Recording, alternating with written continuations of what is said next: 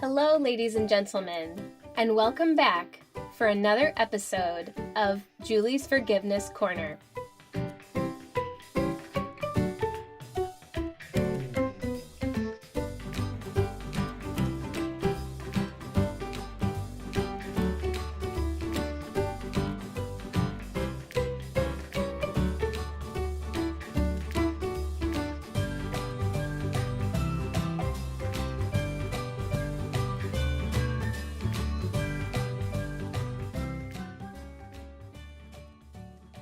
I'm Julie, and today we are going to review what we talked about in our last lesson, and we will also finish the story about Snow White and the Seven Dwarfs.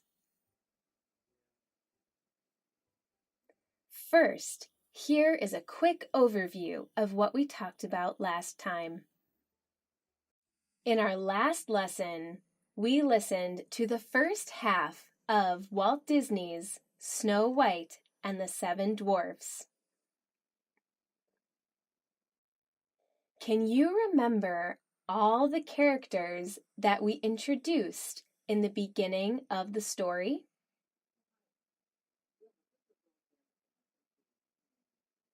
There was the Queen, Snow White, the Huntsman, and all 7 dwarves. Do you remember their names? Try to name them all as a classroom. Very good. Yes. There was Bashful, Dopey, Doc, Grumpy, Happy, Sleepy, and Sneezy. Very good. After I read the story, we had a discussion about the dwarfs and Snow White. We talked about how all of them have inherent worth, even though they may be a little bit different in some ways, and even though they have a lot of similarities. Do you remember what gives people inherent worth?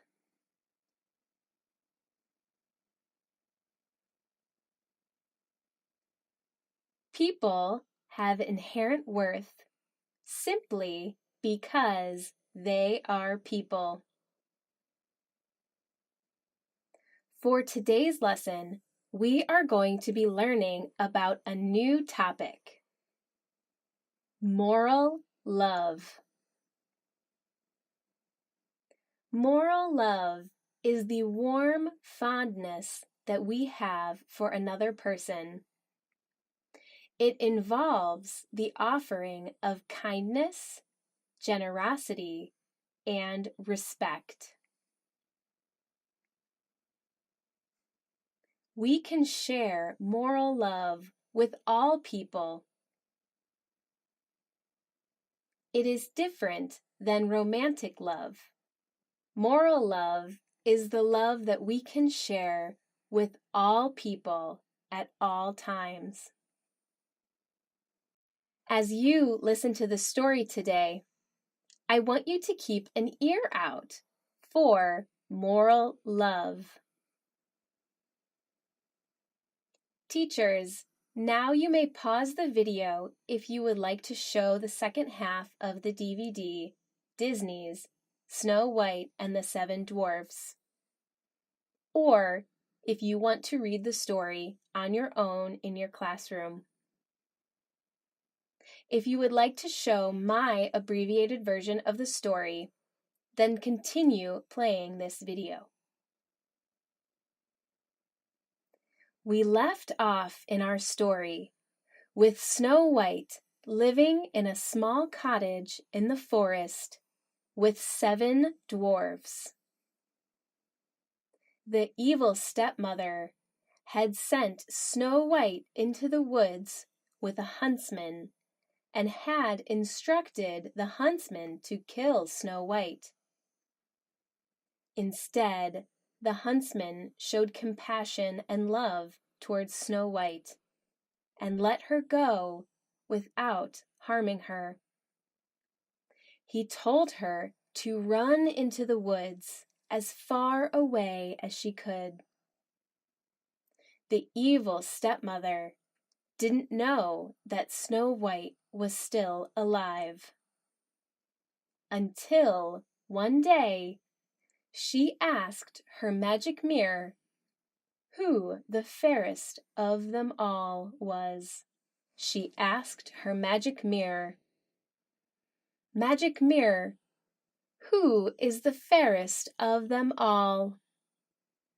And instead of responding that the evil stepmother was the fairest, the magic mirror said, "There is still another. Snow White is the fairest of them all."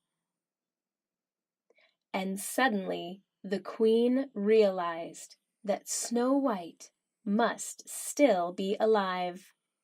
The evil stepmother changes herself into an old hag using magic, and she poisons a bright red apple.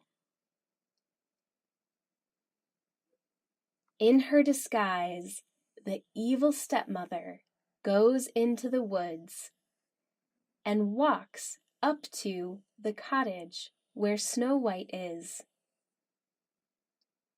The dwarves are gone for the day, working in the mines, and Snow White is left alone. Dressed as the old hag, Snow White does not recognize her evil stepmother queen. The old hag offers Snow White a beautiful red apple.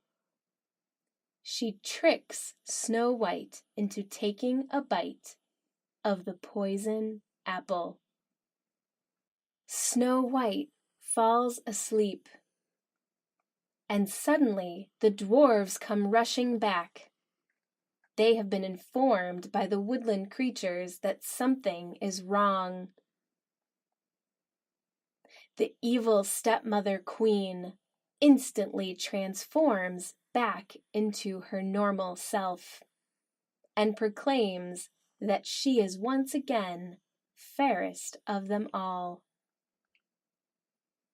The dwarves place Snow White into a clear glass coffin and place her in a clearing in the woods, surrounded by trees and flowers and forest animals. Everyone is sad. Together with the woodland creatures, the seven dwarves keep watch over Snow White asleep in the woods. After some time, a prince who had once known Snow White and who loved Snow White heard of her eternal sleep in the woods. He decides to travel into the forest and visit her resting place. He is overcome with sadness at losing her and decides to give her one last kiss. This kiss, this magical kiss, breaks the spell of the evil stepmother queen, and Snow White wakes up. The seven dwarves and the woodland creatures and the prince all rejoice that Snow White has returned to them. The evil step queen had been run out of the forest by the woodland creatures, never to return again. And the prince and Snow White the princess return to her castle, and they live happily ever after.